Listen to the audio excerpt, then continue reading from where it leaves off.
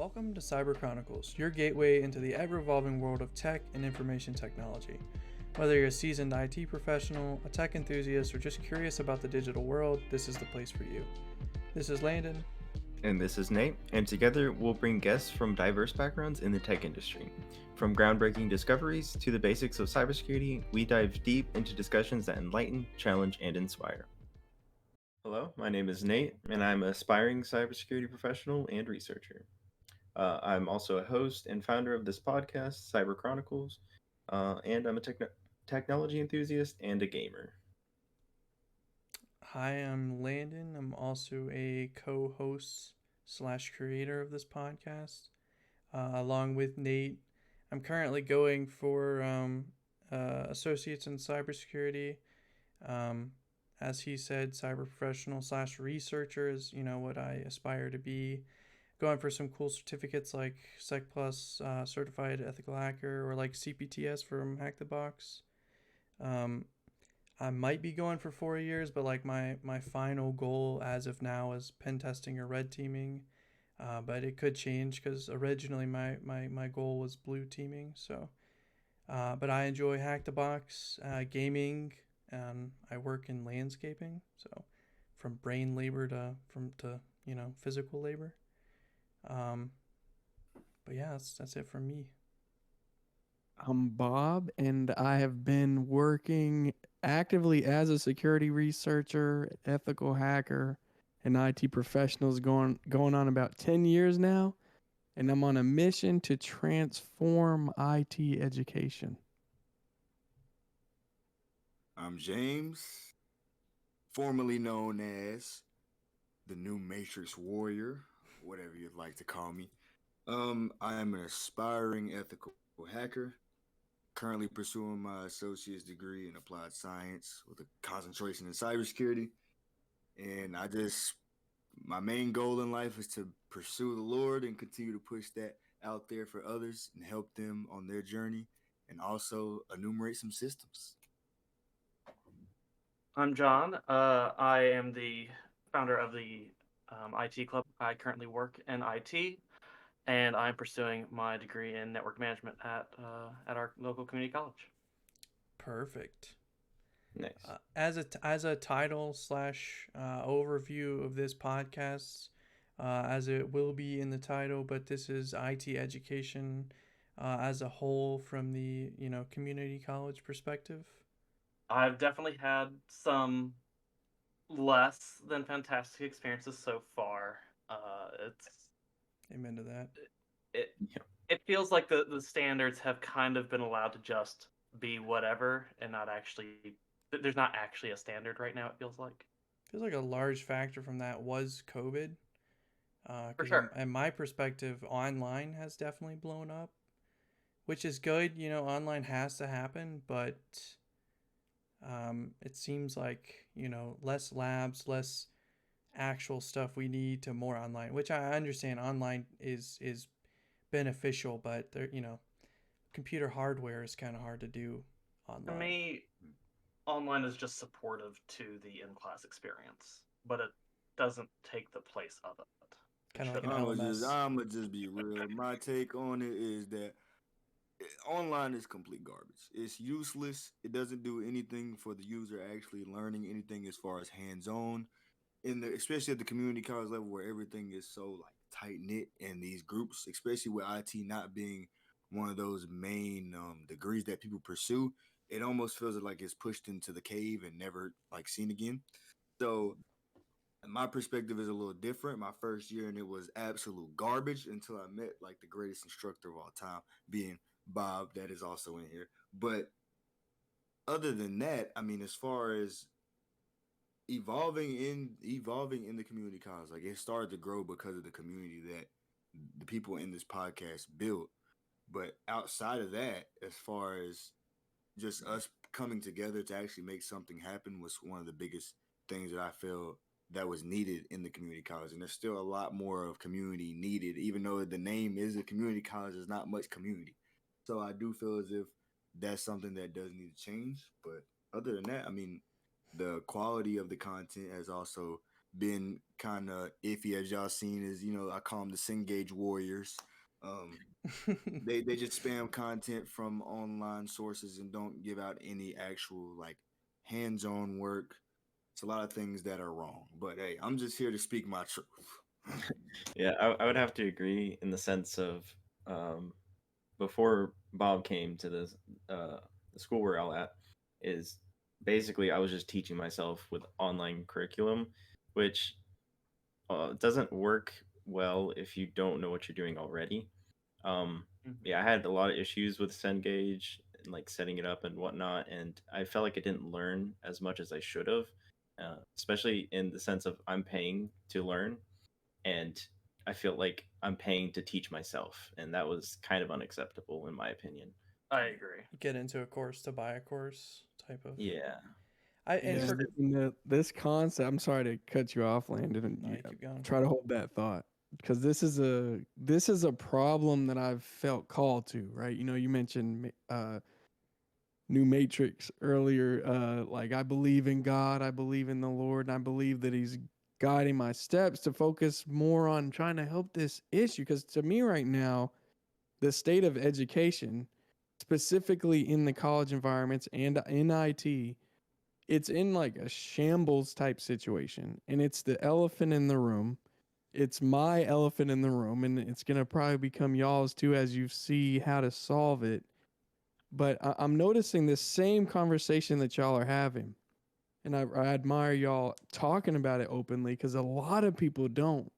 A lot of people don't really own their educational process the way y'all are, which is why they're acting okay with what they're receiving. And because the reason I mention this is because I go to these conferences where other educators are there, and I hear the same stories from these educators. I hear, oh, I can't get students to come back. Students are just lazy. And I hear a lot of that. And it bothers me because I'm thinking, if the vast majority of your students aren't doing well and they don't want to come back, that doesn't sound like it's their fault. And to me, college is something that you choose. So that they want to learn.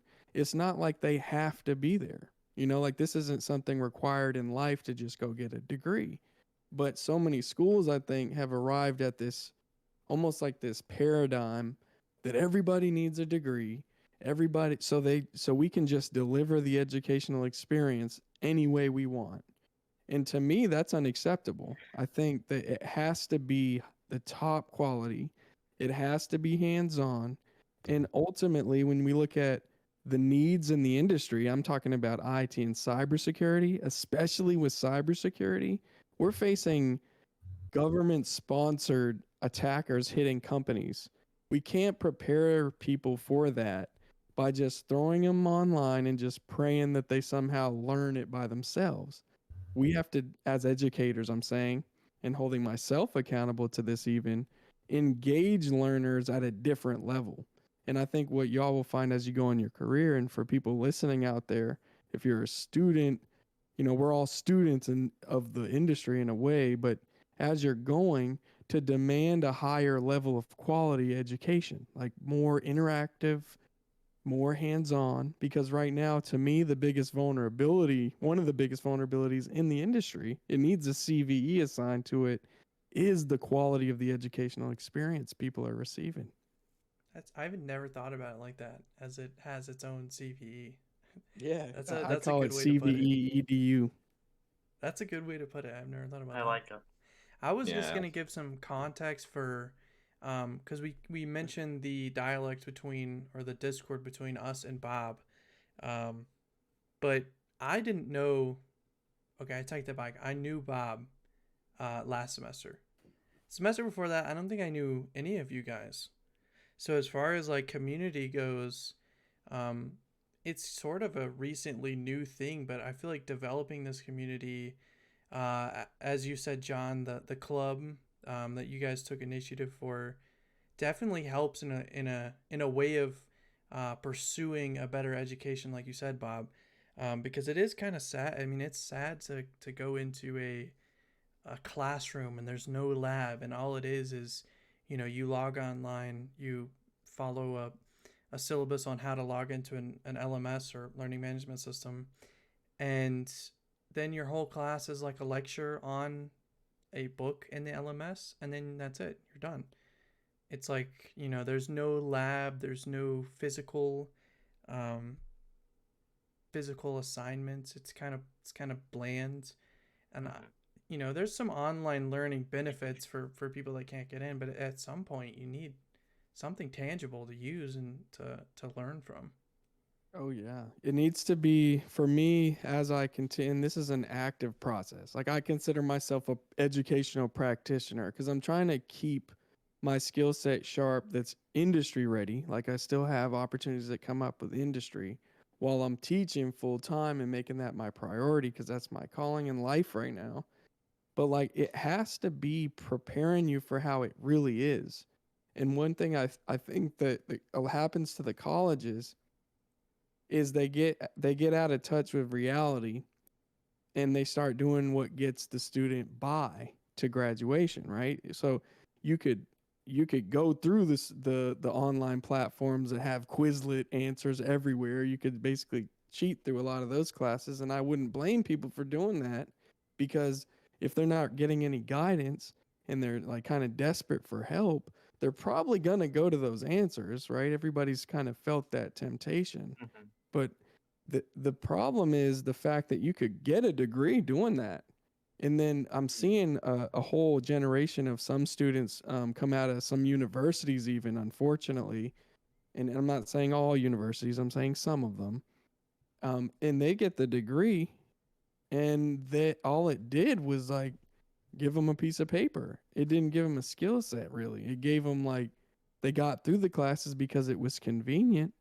So like it's a kind of a double-edged sword. I'm noticing is there's the educators that really need to be guiding better because the students are learners starting at I'll say this, a beginning level student doesn't really know about these resources online and everything they can do and all this equipment because that's why they're coming to the school. They're putting faith in the school to lead them properly.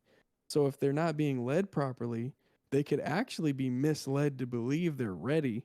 So they have the degree, yet they're not, they're wondering why they can't get interviews. They're wondering why they can't get the job. And the reality is that their education may not have prepared them properly. So for me, I'm always thinking about that. Like my goal isn't just to get someone a degree or to credential. I want to prepare them, and I'm trying to help more schools kind of shift their perspective on that and make sure that they're preparing people adequately for this field because it's always changing. So I respect Sands Institute. Shout out Sands Institute, but that is one of the rules that I'm a firm believer in is it's almost like it's holding the teachers and instructors slash professors accountable is you have to have that career, that still industry connections while also teaching. You have to have both so that you're staying up to date, so that you're staying prepared, I guess, to give whoever you're teaching the beneficial degree slash skills that they need to pursue in their career. Yeah, a lot of those instructors actually own a business. They run a business and they do pen testing on the side like that. And that's something like I'm trying to always do is keep my, Friday I did work for somebody in a town here in North Carolina. I'll dox myself at least, uh, and they needed help with their technology. So like I'm trying to find those opportunities, not only because like for me to keep my skills sharp, but also to start to plug opportunities in for people that might be in some of my classes. Because when I come across talent, like all y'all in this talk now are really talented, I want to be able to like say, "Hey, I got somebody I know," and almost like in almost like a talent recruiter sense, I can place you or help you, guide you more than just, "Hey, just go try to apply for it and see what happens." Like, no, like I want to help you get a resume prepared and know that what's on that resume is something you actually have, and then translate to the job or even translate to the next level universities because some universities are doing a good job, but you got to be careful. Like that's why I recommend anybody out there looking to go to a college, go meet the instructors, go tour, look for those signs. Don't just look for the big resorts. You know, basically I look at a lot of these university campuses as a resort. There's pools, there's food everywhere, there's like parties galore. Don't go for that reason. Go look at the labs you're going to be studying in. Go meet the instructors, right? Are they interesting? Are they engaging? Like that, those are the places you want to go to, because you know the credential is only as good as the educational experience you got to obtain it. So, yeah. So, Sorry, I didn't mean to cut you off. I was gonna ask, you, Bob, how do you feel like the education system got to a point of to where they're just failing people on their education in general? Like, how did the community college, since we're being kind of sort of specific to that, how do you Right. feel as if they got to a point to where they weren't able to keep up with the industry, and two, accurately educate students? Yeah, that's a great question. I wish more people would ask that. There's a theory I have on this. So it's like, and I think it's true. But this a lot of people will blame it on COVID. We talked about that earlier, you know, and pre-COVID even being a thing, like I'll say pre-lockdown level COVID, where everybody was at home, had to there's be at already on home. decline. Yeah, I think it was already happening because I remember being in the system and coming across some pretty, you know, fishy situations in the college environments. I'm like, what's going on in this class? How come the instructor's not here yet? Like, there have been situations. I won't name the college, just save it. But there, I walked into a classroom and it's full of students waiting to learn about a certain subject, hardware, and the instructor wasn't there. And I'm like, "Where's the instructor?" And they were like, "Oh well, this instructor told us they're just gonna be like 45 minutes late every day." And I was like, like stuff like that. So I started to have to build in more accountability. You know, like I'm not normally an authoritative type. Like y'all know me, I'm very open and collaborative. I want to work together to make this thing work. But I had to get some of these places, they need more, I think, and to answer your question more directly, is like there's a lack of accountability to ensure that the student's best interest is being accounted for. So it's almost like at some point the focus got off of students' best interest and more on the institution, whether that be enrollment increases, completion numbers, and it got away from the actual outcomes. Like, because the reason the community colleges are there at all is not for research. Like a lot of universities, they exist on research money, so they don't. Unfortunately, those kinds of universities, they don't have to try to innovate in the educational experience as long as their professors are providing good research. They're getting a lot of money for that, whether that be from the government or from uh, industry. But like community colleges literally only exist because students are there and coming. So it's like, to me, when I see it in present in community colleges, it makes me a little bit frustrated because how can we continue to exist, right? Like if this was a legit business, it would go out of business because of this. And I think the it's a societal paradigm of, well, you know, they need to come here. They're not thinking about it like, no, we need to provide a competitive level program that's really good so that students choose to come here and stay here over going to another place that's actually going to serve their needs better. So that's my perspective. How did it get to there? I don't know. It's hard to say, you know, anything I'm sure all these schools started off with the right heart, but at some point in the process, that got corrupted somehow, whether it be the pursuit and greed of just money for the sake of having money, or just getting burnt out. I've seen instructors that are very capable instructors, right? Like you would know, you know, they know what they're doing, yet they're not teaching at the top maximum potential level because they just got burnt out because the school put so much on them. A lot of schools, and I could talk about this for weeks, by the way, but like there's like there's administrative level and there's faculty level, which faculty are normally like instructors and things like that, and administrators are not normally in the classroom. So what I think happens over years is faculty that are very well performing, good instructors, engaging, they're getting a lot of good reviews. They could get promoted to administrative levels to be managers, and that's what they have to mainly do. But they get out of the classroom. So what happens is then you start to have these leaders in these colleges that they're not in the classroom anymore. So they're making big decisions on what to buy and what should be done, and they're out of touch. And I see this like this barrier happening with a lot of schools where the faculty instructors and the administrators, they fall out of touch with each other. They don't continuously communicate. They don't keep talking, so like things explode, right? It's like and I think that's another opportunity that needs to be changed in these systems is more collaboration internally to talk, and let's tell the truth about what's going on. So that's my long-winded answer. Good. John, do you And have something? on the same sort of note, so like we're talking about how students need to be careful about what colleges they pick and like being on the lookout, right? for colleges that aren't necessarily going to serve their best interests. Um, so not to name any colleges, the college I went to previously, uh, I kind of ran into that. But I don't know necessarily what I still don't know what I should have been looking out for in some ways because the teacher was engaging, and they had all the lab equipment. Like I walked into the room, and each row would have like probably something like 8 switches and 2 routers per row of seats. And there'd be 3 or 4 rows of that. But then I get into the class, and this is net 125, I believe it was. And I think we interacted with those switches and router, like the actual switches and routers, maybe twice that semester, and the rest of it was done in Packet Tracer. Yeah.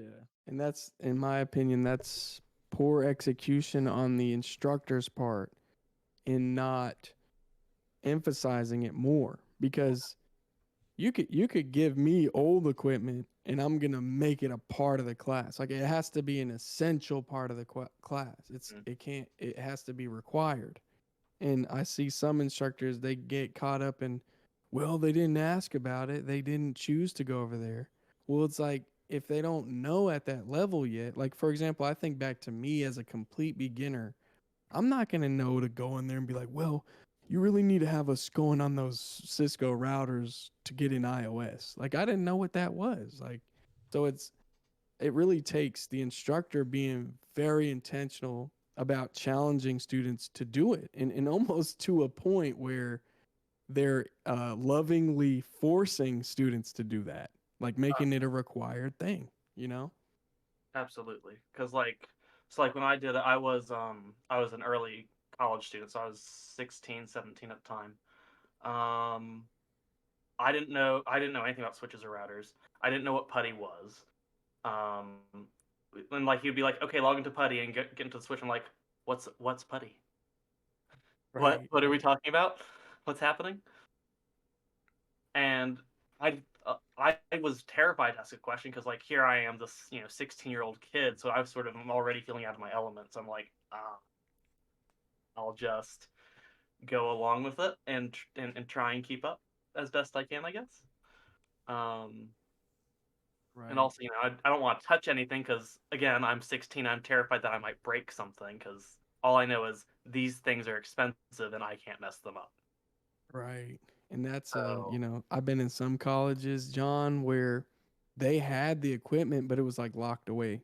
mhm. And you could ask about it and the answers you would get was, "Oh, well, no, we can't let students access that. They might break it."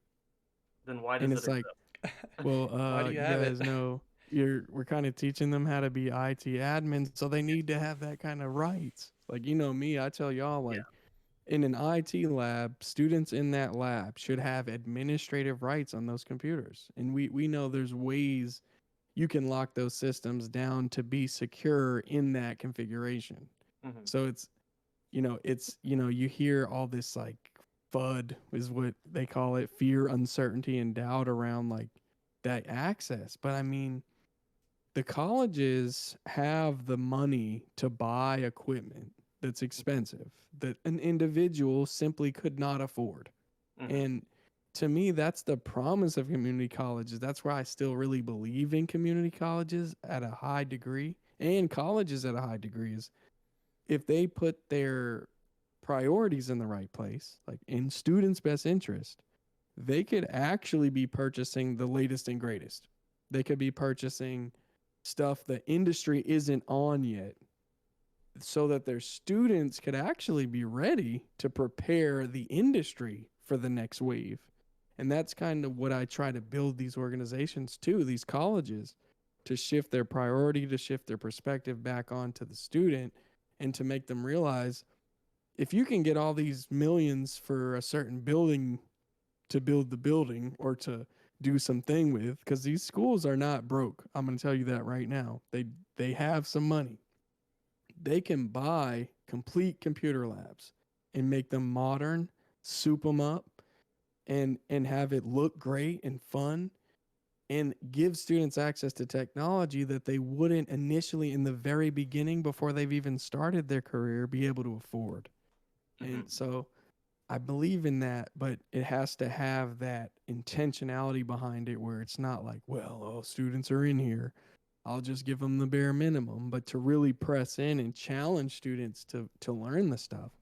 Why You is know, there it, so much Absolutely. fear with that though? I think the thing is, if you're going for IT, if you're going for, I mean, you need admin rights because, um, I guess not in all cases, but in most cases, as an IT administrator, you are the administrator, right? You need those admin rights. Absolutely. And then breaking things, you may break things in your career. Like if Mhm. you right. get onto a switch and you delete all of the VLAN settings, you know, you delete your host network. I mean, if you go and delete something, you got to also be able to fix it, but that's part of IT is troubleshooting. So Absolutely. Right. like if you are going to give, you know, you have this money to get some cool equipment, you may use that equipment out in the real world, but you also need to know how to fix it because uh, I heard this from, I don't remember exactly what this is from, uh, but he was an IT professional somewhere, and he said a lot of the things that he fixed on a day to day basis was what he broke the day before. So, right, like, right. you're That's gonna so break true. something at some point, and you need to be able to fix it. But like that is IT's. A lot of IT is troubleshooting, not only setting things up, but troubleshooting them when they just don't work. Oh yeah, and the pressure of it, like this is, getting into sort of like the learning experience and the experience of being an IT and cybersecurity professional is the pressure of like, wait, somebody's expecting this to be done and someone's expecting this to be fixed, or someone's really nervous or excited or mad right now, and I have to kind of deal with that on top of fixing this issue, right? And so like hitting those in a classroom in a lab environment as much as possible is really healthy because you have to be ready for that. And Yeah. and you want to grow to the point where you're almost comfortable in those situations. I wouldn't say comfortable, but composed. So like I have a funny story on that. I had a student once. There were these Dell Optiplex machines that had a really weird design. They had VGA cables actually on the back of them, ports, and like you could unscrew the VGA cable, and it would dismount the VGA port from the actual case, and it fell in. And I had a student, she accidentally did that and she thought she broke it and she started freaking out. And I like that she ran into that, and I'll tell you why. Because when she immediately brought it to me, which was the right thing, right? She was like, I don't know what happened, I broke it, the world's ending. And she was funny like that. And I was like, okay, it's gonna be all right, let's go check it out. And noticing that she was nervous, I had her think about it. And when I saw that she was like really frozen, I did help and stepped in because she was a very beginner, like very beginner, never did anything with IT really. And I showed her how I fixed it. I demonstrated it, and then she felt better. Like her day wasn't ruined, but that kind of, like you mentioned, Landon, like that kind of perspective is like needed in that ability to sort through the emotions and the fear in the moment of, oh, something's broke. I don't know what to do right now, but I'm still gonna be confident that I can fix it. Is a skill set. Yeah, emotions come into play. I mean, think about. I've heard of some crazy. Actually, I've heard of an example from you, which I don't know how many people you tell the story, but definitely an emotion provoking, maybe a little bit of fear provoking situation. And or we just had a nice, very, I guess, was eye opening experience in the class with a guest speaker talking about IT and communications specifically in the military. I mean, think about the stress that's brought on from that. Right. You are, the one that has to get these communications work. I'm trying to set up this VLAN. Yeah. So, like, something that's interesting is that kind of pressure isn't unique to the military because IT is used in, for example, the medical setting where a server goes down or there's a communications error. Well, a lot of that medical equipment is hooked up to a network, and it's dependent on that access to do its job properly or to Yeah. give doctors who are trying to serve 15 different patients in different parts, and they're trying to serve all of them, so they need to stay connected to those systems. Those services go down, they can't see the data they need to make sure, patient 3 is good, patient 7 is coding, patient 3 is okay. Yeah, brain surgery. Think about the device. Those are network devices. Mm-hmm. Brain surgery, heart surgery, all of those use. You've got those Da Vinci machines. Oh yeah. Yeah, and that kind of like what we're talking about, the nature of the industry, that is not gonna, that kind of experience that's fully online, asynchronous. When I say asynchronous, I mean there's really no type of live sessions. You can kind of do it whenever you want. And it's not really reflective of the real world because I was in a conversation the other day. It was a bunch of leaders in education. We're talking about a program and designing one, and we were talking about incident response, and someone had suggested asynchronous, right? And how it's like very convenient. And I agree. You do have the person that from 9 to 5, they work a factory job and they got to go back to school somehow. So that helps them. But the challenge with that is if it's asynchronous, it's not really reflective of how it really is. Like they might be getting exposure to, you know, terminology and how to do multiple choice quizzes and maybe even like some cookie cutter type labs, but the nature of incident response is actually synchronous, right? Like your boss at work isn't going to be like, you know what, just do that, handle that malware whenever you can get to it. Yeah. It's like it's going to be like, okay, first of all, right now. Yeah, my mentor, he says something really interesting. He says, the worst thing you can give a malicious hacker is more time. So like coming into the situation, you have to learn how to respond. You have to learn about the technologies. You have to know a lot that's pretty much synchronous. And I'll tell you, in my career, the only asynchronous job I ever had was as a content creator, because the nature of that was like making videos, writing, and it's definitely awesome. Don't get me wrong, like that content creator stuff, I recommend that for every one of y'all in here and listeners out there. As you get experience, start writing about it, videos, maybe even sell that stuff to people to help them get in.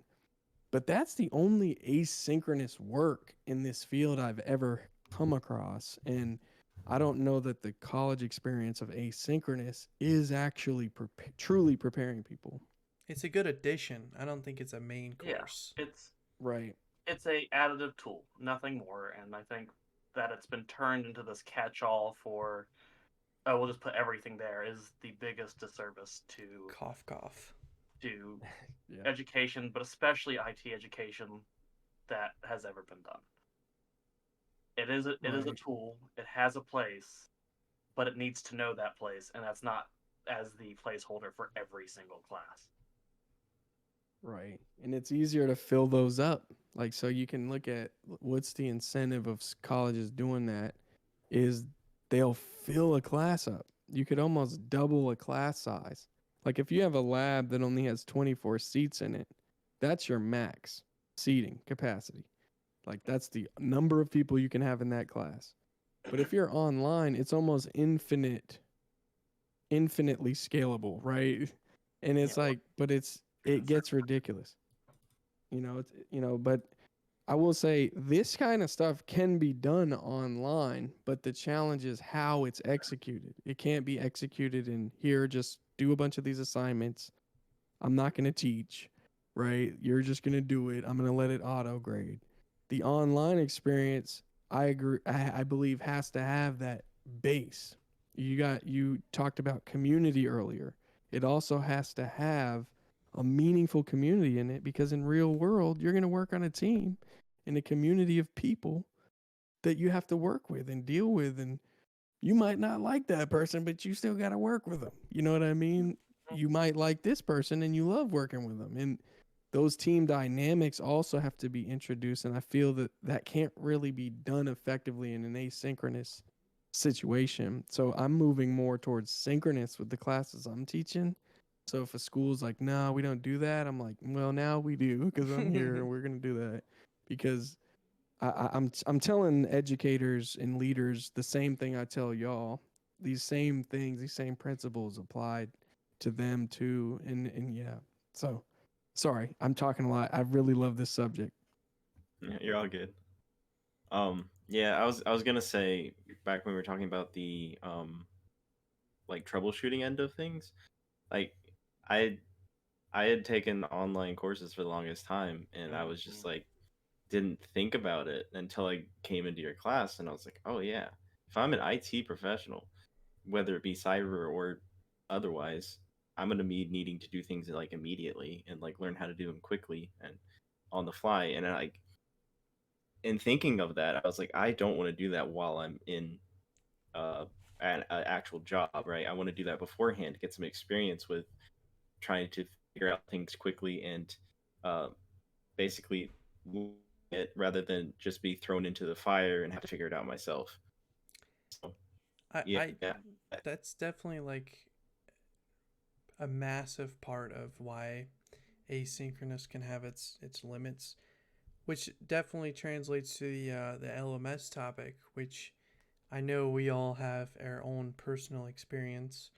Mine primarily with Cengage and Test Out, but think about the limited scope that Test Out and Cengage provide. Not only are they not updated, and to be honest, frankly, not very well kept up with, especially programming for any of you out there or in this group chat that have had to program in Cengage, but it's painful.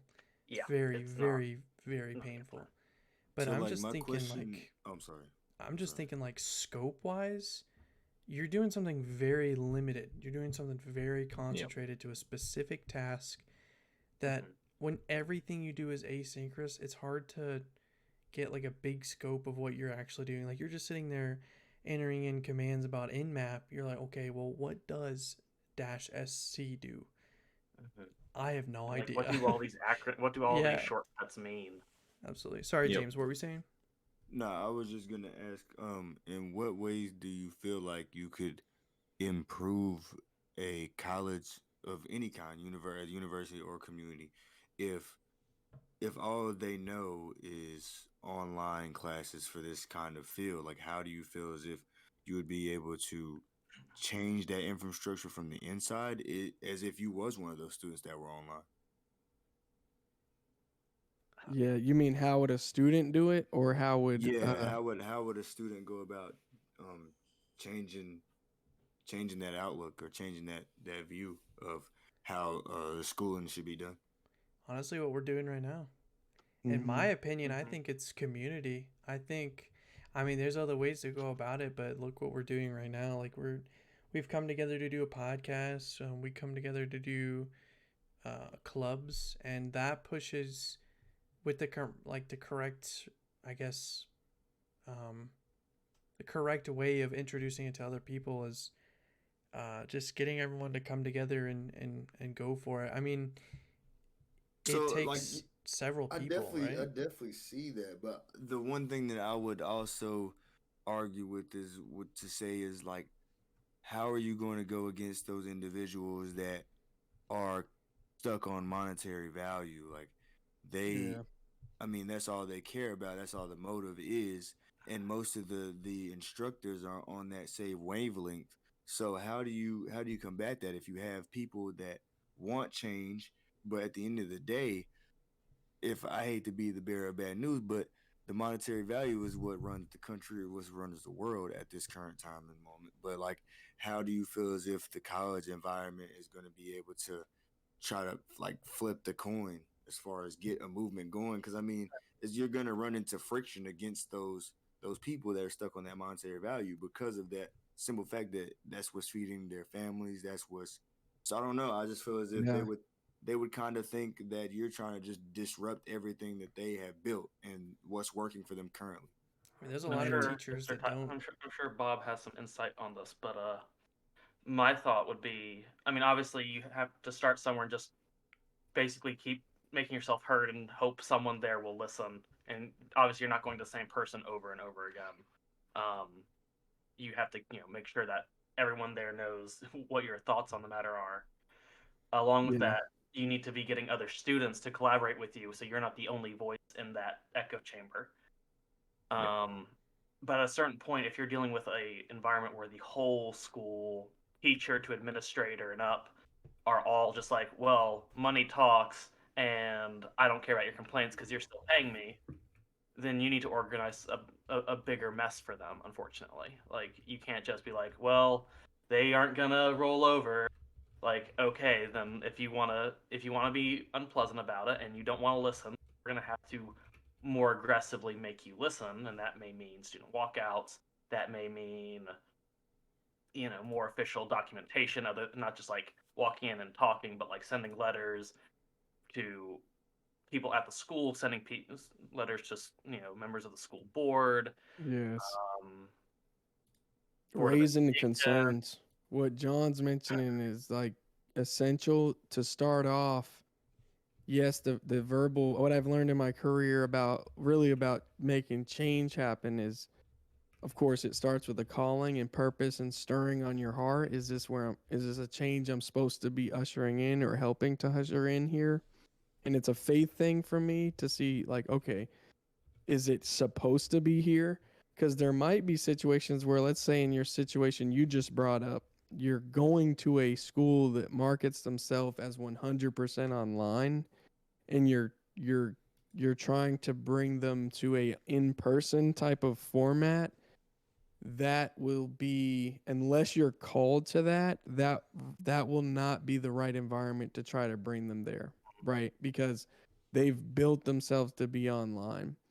And now I will say, if it's online and it's saying it's supposed to be one of the most hands-on online learning experiences, and it's supposed to help cater to your schedule and all this, that if it's not providing you that hands-on and that preparation that they're promising, raise that concern. And I'm a big fan of bringing it up within the chain of command first, right? So I'll start with, I've done this as a student, by the way. So I've done this at community colleges as a student. I've started with the instructor. And then when the instructor didn't really respond or didn't change anything, because there was a bunch of students that had the same concerns, we took our concerns above to the next level in the chain of the command. And ideally you shouldn't have to do that. And that's unfortunate that, like, in a lot of cases that's what needs to happen to get change in some of these schools. But you bring it up. You know, as an instructor that advocates for that. I'm already doing that. Like, before, I feel like I should already be doing that if there's a problem at a school before students have to, so that Right. when students do, they've already started, like leadership has already started to hear it. So if you're coming across this in your school and it's a 100% online school and you want more in-person like interaction, it might be better to just go to another school. Now, if you're online and you're just wanting more synchronous interaction, like live interaction with instructors, help at home, how do I set this up at home type of help, then that's something that should be in their purview. If they're not following up on that, again, you mentioned this, John, and a lot don't think about it, but if you're not getting hurt at the instructor level, go above. If you're not getting hurt at that level, the board will do something normally. If the board of directors is like of a college is what set the vision of the college. So even as an educator myself, I go and look at the tenants, or they usually have a plan that they publish on their website of all the things that are part of the vision and the mission statement of the school. And if they've gone away, if I've noticed that the school has gone away from the mission statements, then I can call that up because that's their purpose. If they're not meeting the purpose, you got information and data to back it up, Right. then the change will come. And I believe that especially if you're called to help bring that change and you take those steps of faith required to actually like bring it through, it'll start to happen. And then all the right people will come into place as well. It's not the same format at every school if the change needs to happen, but if you're detecting this at your school for people out there too, it is important that you're getting a great education. And if you know you're not, and you're giving it everything you've got, you might need to start to initiate a process like this. I think I understand exactly what James says as far as those people that are only concerned about money, or like the people that don't want the change. And Right. this is frank. I'm going to be 100% brutally honest here. Um this is what I've noticed that really it just hurts to see. As honestly just sucks. But it says classes, whether this is online, this is more prevalent to me online than it is in synchronous, but um, you basically log into the class, you read a syllabus that's been copied and pasted, and then you go log into an LMS and you pay for it, and then you go for it. And it's like minimal emails from the instructor, if none. Um, from my example specifically, like 24, 48 hours barely to get a response, sometimes a week, which I know that for itself is completely unacceptable. But unfortunately, it seems acceptable for some of these people, for some of these instructors specifically, to basically give you a course that's inside of another course, right? And those people, in my opinion, don't want it to change because there's not a lot of teaching in that. There's not a lot of if you don't have to develop any study plans, any type of um, basically anything for these students, and all you do is send out some weekly emails and don't even have to do grades. I mean, the grades come specifically from the LMS straight into, I guess, the LMS of the college. And Yep. like those people don't want change because why They would got it you? easy. Why would you want They change? basically automated their class. Yeah. And I can tell you that all that kind of class is doing is all they're doing is hitting a little button that allows them to create a link. It's not much work. You Yeah, could you have probably build all, specific yeah. You could do it specific in a terms. day. You could build 16 weeks of content that's that in one day. And yeah. So I'm not a fan of those kinds of classes. I try wherever I can to not do that in mine, but also try, if I have that ability, to move away from it. And I can tell you, like you mentioned this initiation of this change, it is a challenge because it's a process. I wish, like for my classes, I can do it overnight, like my own, but for others, it's a process for them, because you can't like you can try to force them to, but then there's like employment level processes that get involved. and then you've got to justify it. And then you come across situations where you might, like I've seen in my career, instructors teaching a class that probably should not be teaching that class, and maybe the reason that they do that is because they're hiding. And I'm that's a theory I've got. The reason you get some of these LMS only classes, death by LMS, if you will, is because they don't they don't know how to teach the subject. And it So goes they straight to money. yeah. Well, I mean, that's what James said. Like, if it's all about money and there's no care, I think that would possibly be another way to show change. Is because think of what they're teaching. I mean, how big is cybersecurity? It's massive. It's huge, right? I mean, how many cybersecurity incidents happen per day? I don't know if there is a number, but it's high, whatever it is. So like the Yeah. importance of what they're teaching, like I do wish there was some more oomph, from which I'm happy to say that Bob definitely has. Shout out to you, Bob.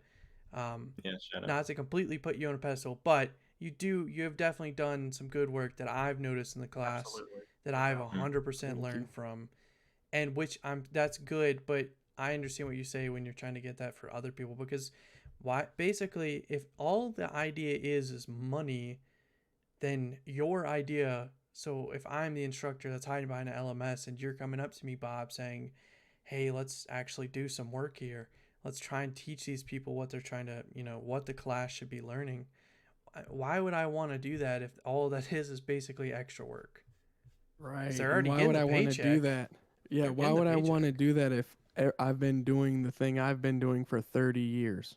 Right? Like that's the thing Yeah. I come across a lot when I'm at conferences and I'm trying to inspire educators to try to start innovating more. And don't get me wrong, there are those innovative educators out there, but unfortunately, they're few and far between.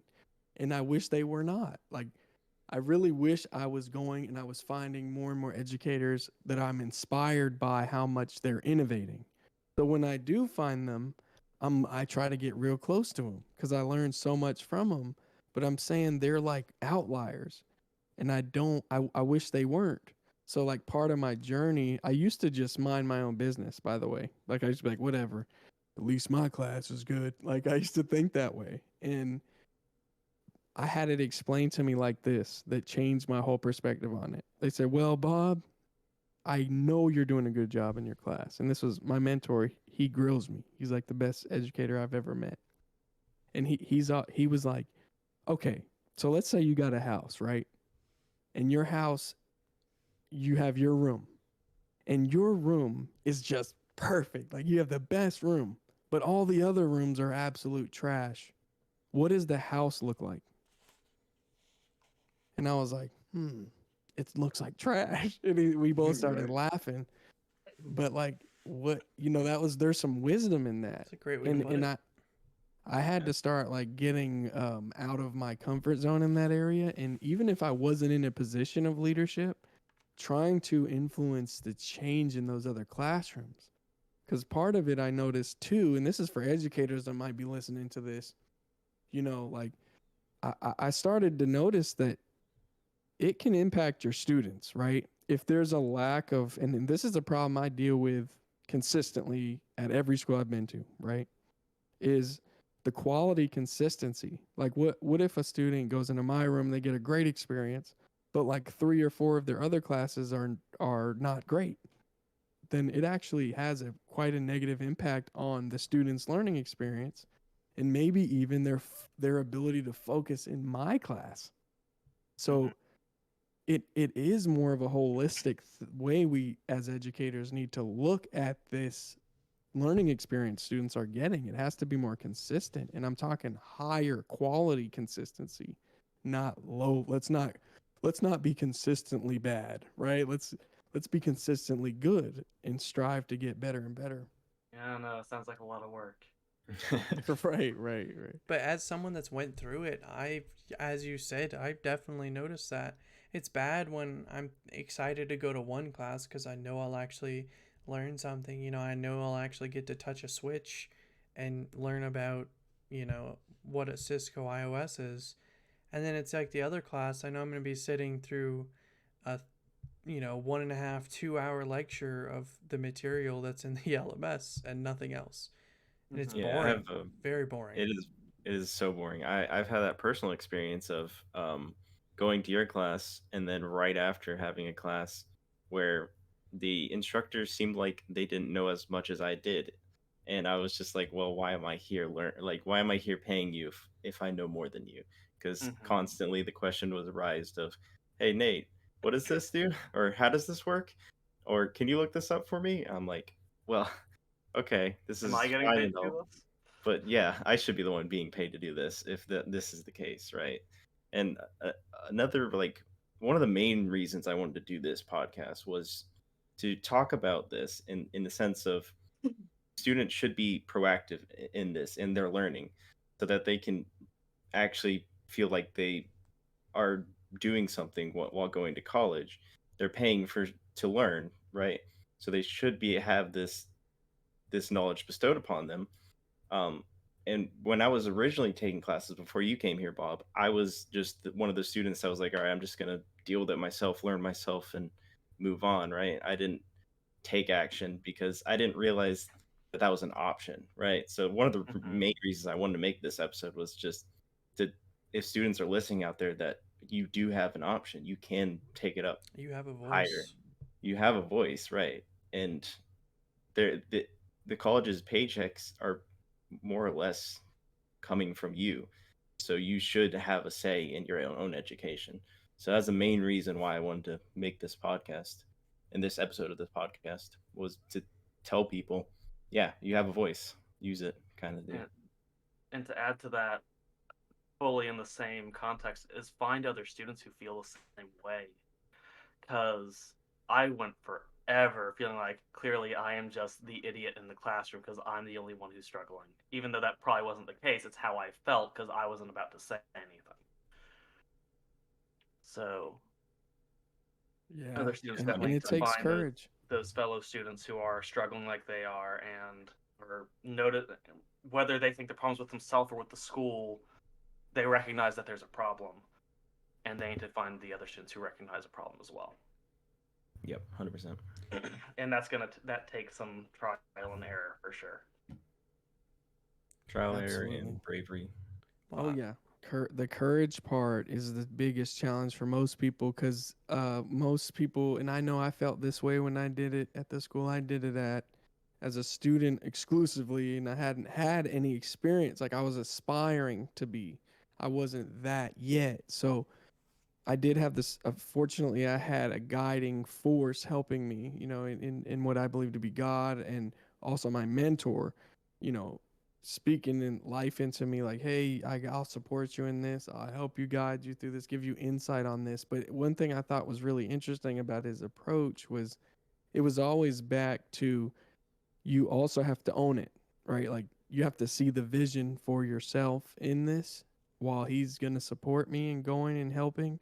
And when I think about people out there and making the change out there that needs to happen, you know, you have to own that. Like you know why you're doing it, why you're moving forward and changing it because it does take courage and in your career too. Here's the thing is like when you're trying to really get a voice somewhere, really, when I say a voice, I don't just mean people hear what you got to say and they say, oh, that's a great idea and nothing happens. I mean, like, you got a voice. You could say it and they say, all right, let's do this. Okay, we'll move. I like your idea. Let's move with it. You have to earn that, right? And the way you earn that in many cases is you stand on what you believe in. So what you're seeing, the problems and the solutions you see to it, that you continually stand on them because they'll be challenged. And this journey of mine has not been an easy journey. It's I've seen crazy stuff, right? Like I've gotten into arguments, debates, I've been cussed out, attempts to stop what I'm trying to do. Believe it or not, you'll have those, I've had to get better at politicking a little bit in the strategic decision making and maneuvering the political, well, I'll call it the power dynamics that are typically at play inside of any organization. There's always power dynamics. Mhm. You've got to navigate to be able to change stuff for the better. And that's, if you want to be a change agent anywhere, you usually go through some phases, right? And I see it from my perspective is like, first they're gonna laugh at you, second they're gonna call you crazy, then, when I say they, I mean the people that don't want the change, third is they're gonna try to stop you, and then fourth, they're gonna try to act like they were on board the whole time, and then Yeah, five, great they're gonna try idea. to take credit. They're gonna try to take credit for it if Yeah. once it starts working. Yeah. So, anybody who's innovative, like y'all are innovative, you're going to experience that even within industry because there are power dynamics at play that people, and this is my theory, but my experience has been this too, that there's power dynamics at play that people want to maintain what they've built. And if you're called to change something in a place and you're moving to change it, there's going to be resistance from somewhere. But know that I believe there's a higher power at work here that it will be with you and guiding you and supporting you if that's your calling. But yeah, so that's me on I went off on a little rant there, but I hope there's somebody out there listening to this though, that this whole podcast is just gibberish. Just like, bro, like, what are they even talking about? My Because experience has been perfect. I What mean, dystopia yeah, are they that's what I living want to in? hear is that maybe Right? somebody out there has had, I don't think I would say perfect, but maybe much better. Maybe there's some other college, community college, or university out there that has taken these steps and is genuinely striving and taking. And I genuinely hope there's at least one person that's had that opportunity. But Absolutely. yes. if And please not, come forward. Please come absolutely. forward. But Yeah. if Well, the not, real Slim take Shady, please stand up.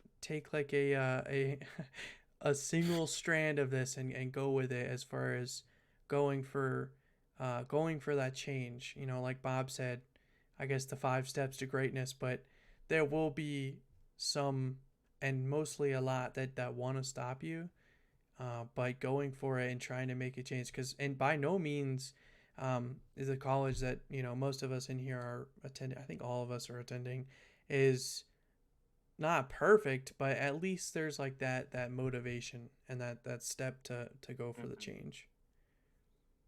But Right. I did have a does anyone else have anything crazy, cuz I kind of had like a question to end it out on, if you guys are okay with that. I think that's good. So, Yeah. I'm not to put everyone on the spot, but I think this is a really good question. And it is advice for anyone that is pursuing cybersecurity, pursuing IT, pursuing researching. I'm not going to say cybersecurity professional because, in my mind, that almost seems like you've reached it, but obviously, you never reach your full potential in this field. There's always more information to get. But as somebody like myself, I've been researching, I've been studying. By no means I'm a professional, but I'm going for that. And I guess all of us have unique views, maybe more in the field, maybe just starting the field. But what is, your piece of advice for somebody out there pursuing a career in IT, any part of IT? And Well, I will start by myself and then I'll hand it to Nate just cuz I put you guys on the spot. But I think my advice the most from anything I've learned, and this is college and going into, majoring in IT, is notes. Especially IT, there is like a billion different acronyms you have to memorize. And there's a lot of different procedures and protocols and ports. There's a lot of stuff that you have to memorize. So I would say my um, biggest advice would be notes and also pursuing what you're interested in. So, having a little bit of want to go and do your homework instead of like it being a need definitely helps out. But Nate, what about you? yeah. So, make sure it's the right path for you is what I would say. Because originally I went in for programming, and I realized rather late that this programming thing is not for me for like software development stuff. Um, so realize that this is the path you actually want to go down. Take some courses and make sure that you actually want to go down this field. And then my other thing would be in any IT field, networking is like a must know. So I would suggest learning networking over every other thing first. That would be my suggestion to anyone starting an IT field. I would say, as far as my suggestion would, one, if you're a believer, keep pursuing the Lord and whatever He puts on your heart. And as far as just my semi-professional advice, I would say that when you're just continue to keep learning, keep researching, and don't let anyone take your passion away from you. For me, I would say to second you, Landon. Notes are so important. Um, I'm not going to pretend I'm the best note taker out there because Lord knows I am not. But I know that when I take notes, I absorb so much more, and I have so much less difficulty keeping track of all the acronyms and all the ways that different things interact with each other. Aside from that, you know, in my personal opinion, it can be hard to find a job that you truly love, but at the very least, you need to find a job that you can like that ideally coincides with something you love. So, like, I personally lean more towards loving the more general IT, tinkering and troubleshooting side of things. But from an ambition standpoint, I want to do more than that. So I'm gonna pursue something more on the lines of networking, and that keeps me in that troubleshooting stuff, and it keeps all of that valid. But I get to advance skill further, learn, even if it's a little less fun than the troubleshooty, tinkery, mess around with a computer and just see what happens stuff. But you still have that motivation to keep going. Mm-hmm. You've Absolutely. got to find some balance there. If you can't get the full package, you've got to find a balance at the very of I like this, but it also pays the bills and does what I need it to do. All right, Bob. What about you? You're consolidated. If most, I guess I there's not really one best piece of advice, right? But it's kind of like what you Sure. would give. All of that is spot on. So I'll just add on to it. So all of what they said, in addition to applying it as soon as you can. So that's one of my favorite things about this field and what continues to be as I continue to learn myself, because I'll echo the sentiments of Landon. You never really reach an arrival point where you feel like, you know what? I've learned everything. I'm him. It's more I am him now. IT him. But you never reach that point. And I'm telling you this like 10 years in, and I've heard people 30 years in say the same thing, how they're still looking things up and Googling daily, and here comes a new technology. ChatGPT. So the right, Chat GPT it, or whatever it'll be in the future. But to me, the favorite thing is I could be reading a book about a new topic, right? Like one of the things recently I've been looking at more and more developer skill set, containers, and I want to make more Twitch bots, right? And that's programming. So what I've been doing is reading about it, but not just reading entire textbooks, but when I get a topic that I feel like, okay, I want to try this, I will immediately try to sit down and force myself to go into active learning mode and try it. And I've found that for me personally, that's where most of my learning happens.